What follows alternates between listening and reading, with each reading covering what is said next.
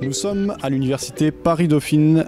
André Malpel, vous êtes organisateur du salon de l'analyse technique et des prévisions boursières qui se tiendra vendredi. Nous sommes à un cours d'analyse technique, vous enseignez depuis plusieurs années ici. Est-ce qu'on va retrouver le même type d'enseignement qui est prodigué ici à des étudiants futurs traders que ce qu'on aura vendredi ? Alors, vendredi 16 mars, effectivement, ça sera la 19e édition annuelle du Salon d'analyse technique. Ça se passe à l'espace Champéret, c'est entièrement gratuit. Tout le monde peut se retrouver tout ça, avoir une invitation gratuite sur www.salonat.com et donc tout est gratuit. Alors, l'intérêt de ce salon, effectivement, ça fait 19 ans qu'on le fait, ce sera la 19e édition, c'est de pouvoir proposer au grand public, aux particuliers, mais il y a aussi les professionnels, le même niveau d'enseignement qu'on fait à Dauphine. Alors, au Dauphine, c'est plus académique. Moi, j'enseigne déjà depuis 10 ans à Dauphine, à la fois en L3, l'analyse technique, mais également en M1 pour le trading forex. Et c'est de permettre au grand public d'avoir accès à ce type de formation. Le salon est d'avant tout un salon de conférences, de formation pédagogique pour permettre aux gens d'avoir accès à ce niveau, à ce haut niveau de formation, de méthode, de technique et de pouvoir l'utiliser à son tour dès qu'il sera rentré chez lui. Ok. Cette année, vous avez divisé le salon en plusieurs catégories. Il y aura plusieurs parcours. Qu'est-ce que vous entendez justement par parcours ? Alors c'est un peu ça la nouveauté cette année, c'est que cette année on a essayé de bien dissocier 4 parcours en réalité de toutes les conférences pour que les gens puissent s'y retrouver. Il y a une trentaine de conférences. Donc sur une journée, c'est énorme. Il ne faut pas tout faire. Ne faites surtout pas tout. Vous allez vous dégoûter un petit peu. Alors évidemment, on est un peu comme dans une confiserie. On a envie d'aller de voir tout et de participer à tout. Mais c'est pas ce qu'il faut faire. Regardez le programme, regardez votre profil, regardez le type de produit que vous traitez ou sur lesquels vous intervenez et essayez de suivre ce parcours. Les 4 parcours, il y a un parcours action d'abord. Donc action, les titres, Alcatel, Accor, Total, etc. Les indices.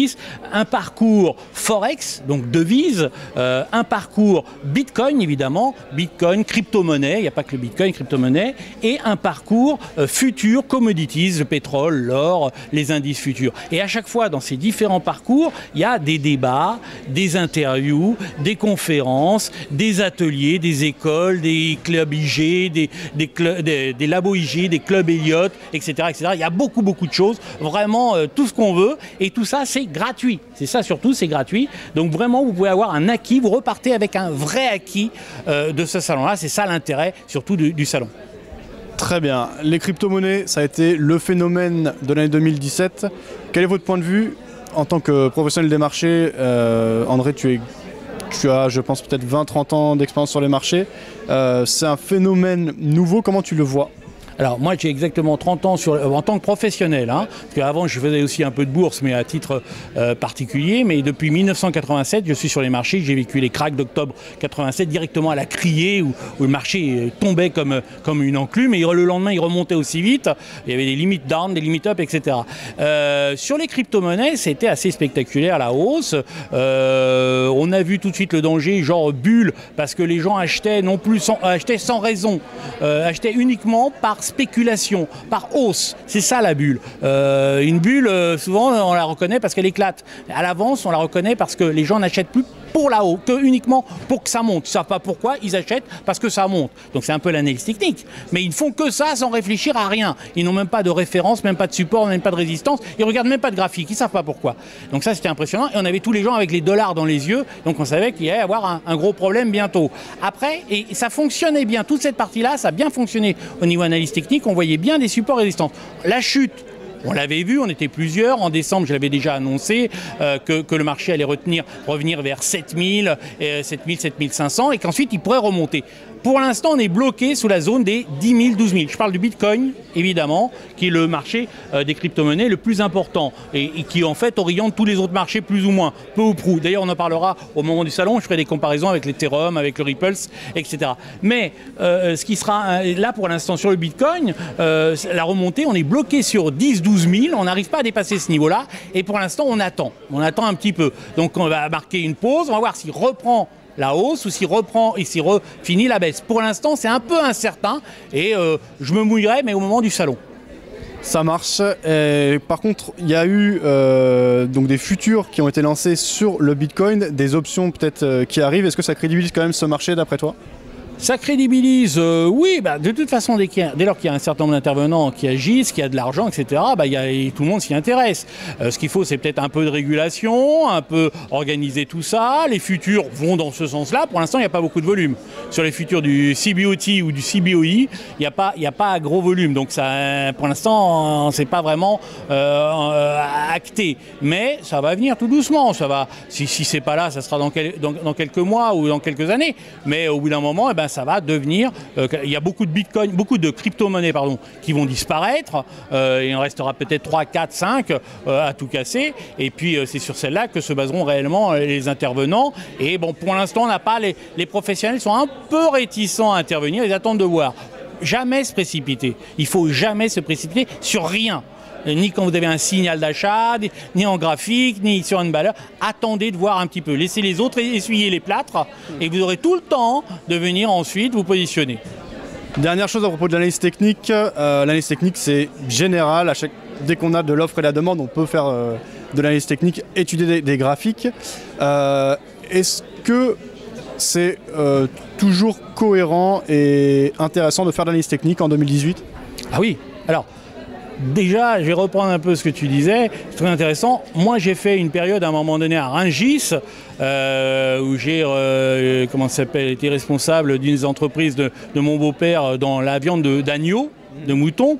Et à l'époque, j'avais fait une période déjà chez Mescart Roussel, c'est dans la période 90-91, et j'ai fait de l'analyse graphique sur les côtelettes, sur les colliers, sur les gigots d'agneau, pour savoir si c'était monté. Et on voyait qu'il y avait des espèces de cycles, il y avait des moments où il y avait plus d'acheteurs que de vendeurs, et que ça faisait monter les prix. Et donc il y avait des cycles, parce que évidemment les côtelettes on les achète plus en été, le collier on l'achète plus en hiver pour faire du ragoût, etc.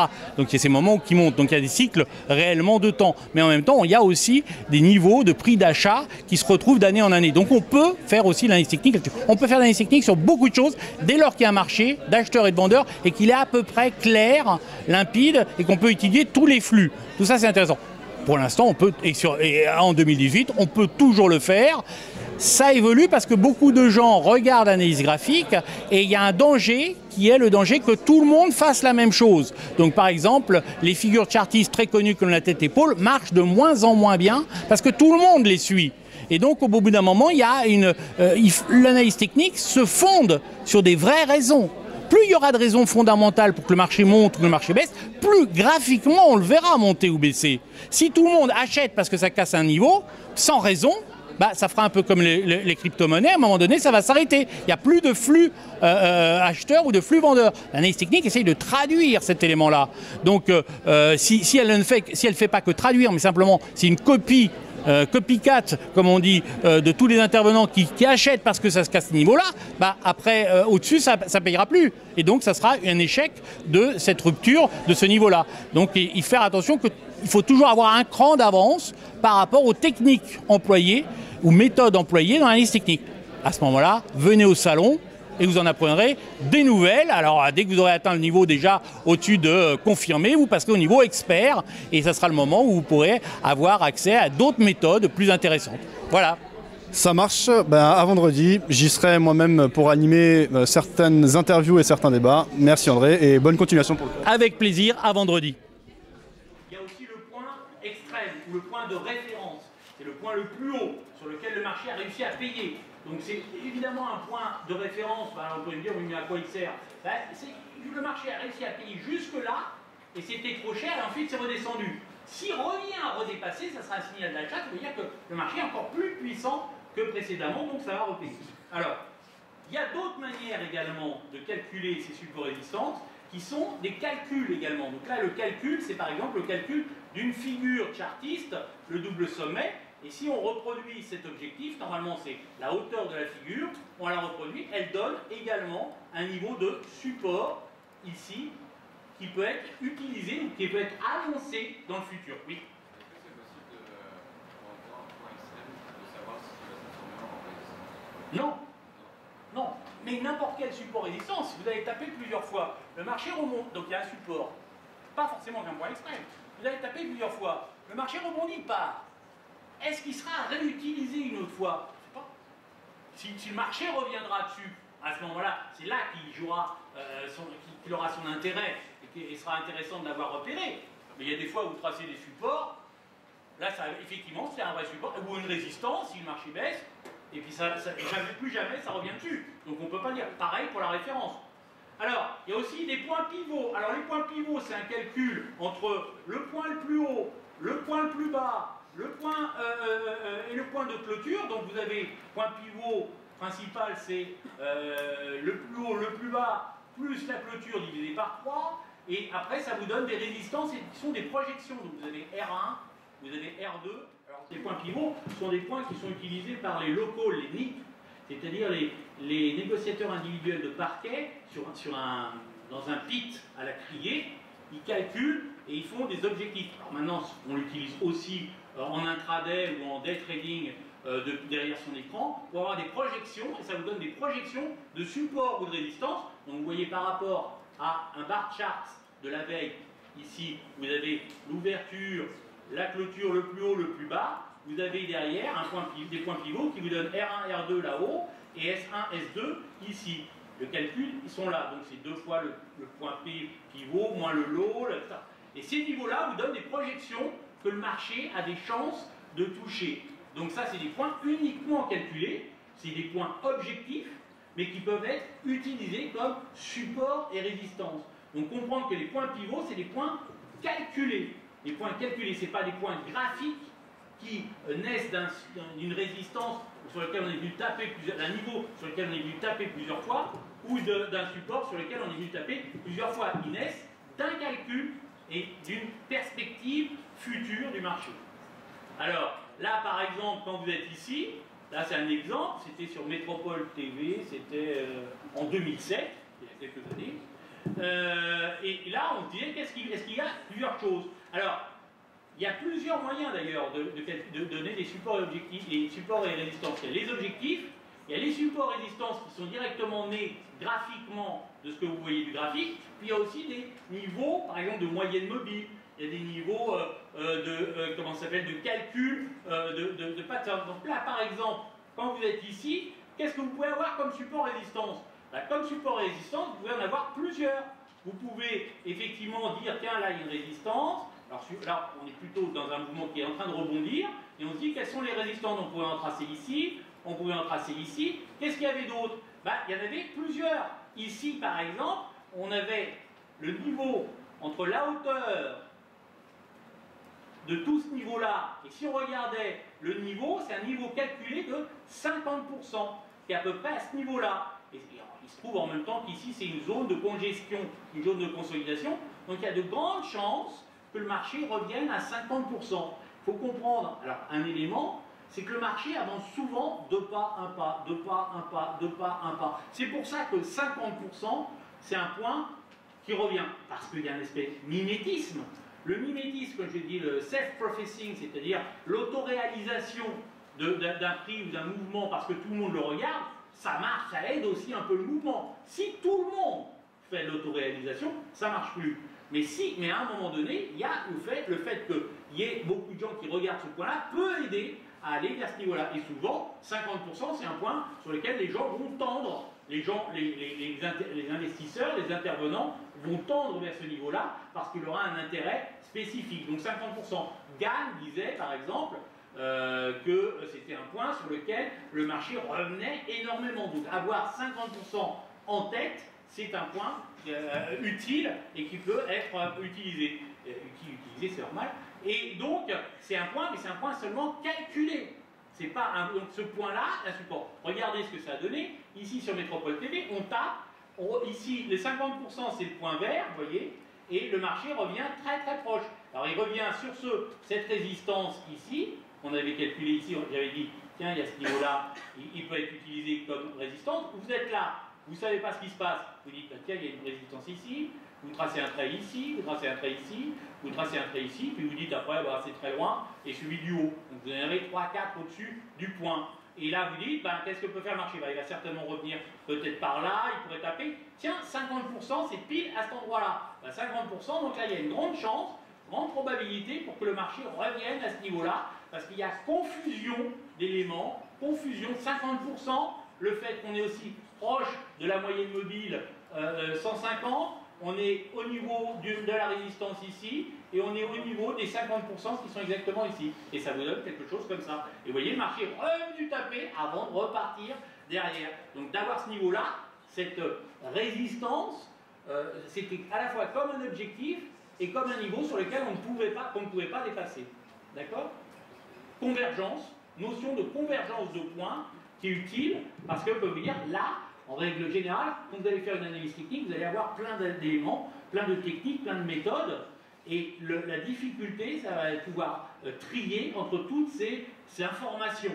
Et donc, plus vous aurez des informations dans un sens, et plus vous aurez de chances, de probabilité que ça se réalise. Et plus vous pourrez dire, tiens, là, il y a de fortes chances que le marché revienne comme ça, face chance, probabilité, ne veut pas dire certitude. Jamais les marchés suivent des tendances. C'est grâce à cet élément-là qu'on peut, si vous voulez, développer des méthodes d'analyse technique ou d'analyse graphique. S'il n'y a pas de tendance, on sait pas, s'il n'y a pas d'éléments qui poussent dans un sens, qui vous permettent de dire que le marché va se poursuivre, vous pouvez difficilement anticiper quelque chose. C'est-à-dire, la tendance, elle est à différents niveaux. Est-ce que quand on casse une figure chartiste, on a vu dans même l'histoire se répète, c'est déjà le marché suit des tendances. Parce que ça veut dire que quand il y a une configuration de ce type-là qui se produit, le marché a tendance à se comporter de telle manière. Quand il y a une phase de congestion, de consolidation, et qu'on vient buter plusieurs fois entre deux, on a une sorte de rectangle ou de triangle qui est en train de former. Quand on casse, ça donne un niveau d'achat. On verra dans les figures chartistes de la semaine prochaine ou de la semaine d'après, je ne me souviens plus. Et donc on voit qu'il y a une tendance. Tendance ne veut pas dire forcément direction, ça veut dire un comportement récurrent qui se produit. Bon, mais globalement, tendance, c'est le mouvement, et le mouvement dans une direction précise. On considère, alors comme je vous l'ai dit, la tendance n'est pas prouvée scientifiquement. Personne n'a réussi à prouver. Ce n'est pas parce que le marché ferme tout le temps à la hausse qu'il y a plus de chances qu'il ferme et demain ça fermera également à la hausse. C'est un peu, je dirais, c'est un grand écart que je fais là, mais comme la loi des grands nombres, je ne sais pas si vous la connaissez, normalement, sur un nombre de tirages pile ou face, sur 1000 tirages, vous aurez à peu près autant de piles que de faces, à peu près 50% de piles et 50% de faces. Donc on devrait dire, mais alors, si le marché, s'il y a un tirage à un moment donné qui sort, une succession sur les 1000 tirages, et une succession de 100 tirages pile, par exemple, normalement, il y a de grandes chances que le tirage suivant soit face pour rééquilibrer. Non, c'est faux. Chaque tirage est équivalent l'un par rapport à l'autre. Il y a autant de chances qu'on tire pile ou face un tirage par rapport à l'autre. C'est pas parce qu'il y a une suite de rouge à la roulette que le noir va sortir, scientifiquement parlant. Il y en a qui... J'ai vu des gens qui pensaient le contraire, mais bon, mais scientifiquement, on démontre que non. Et donc, si vous avez pourtant, sur 1000 tirages comment ça s'appelle, de roulettes, vous devriez avoir autant d'équivalence en rouge et en noir à l'arrivée. Et bien là, c'est un peu pareil. C'est pas parce que vous avez le marché qui clôture tout le temps à la hausse que normalement, scientifiquement, vous avez autant de chances qu'il clôture à la hausse le lendemain plutôt qu'il clôture à la baisse. Donc, il n'y a pas directement de preuve que, scientifique en tout cas, que le marché va se poursuivre. La différence qu'il y a entre l'aspect scientifique et l'aspect analyste technique, c'est que nous, on a un constat graphique, c'est-à-dire un constat empirique, une déduction empirique, c'est-à-dire une déduction par comment s'appelle, le constat, par l'étude générale, mais qui n'est pas scientifique. Et ce constat, on voit que dans le marché se dégagent des tendances. Ça, c'est le premier point. Deuxième point, donc ça peut être mis en cause, il y a des gens qui peuvent remettre en cause. Mais ils n'ont pas réussi non plus à mettre en cause l'inverse, c'est-à-dire qu'on n'a pas réussi à dire l'inexistence de tendance. Nous, quand on voit le graphique, quand on voit par exemple un graphique comme ça, on voit qu'il y a des tendances. Il y a globalement une grosse tendance générale. Quand le marché part du coin gauche de votre graphique, du coin bas gauche, pour finir au coin haut droit, et ben c'est que la tendance, elle est haussière. La direction du marché est haussier.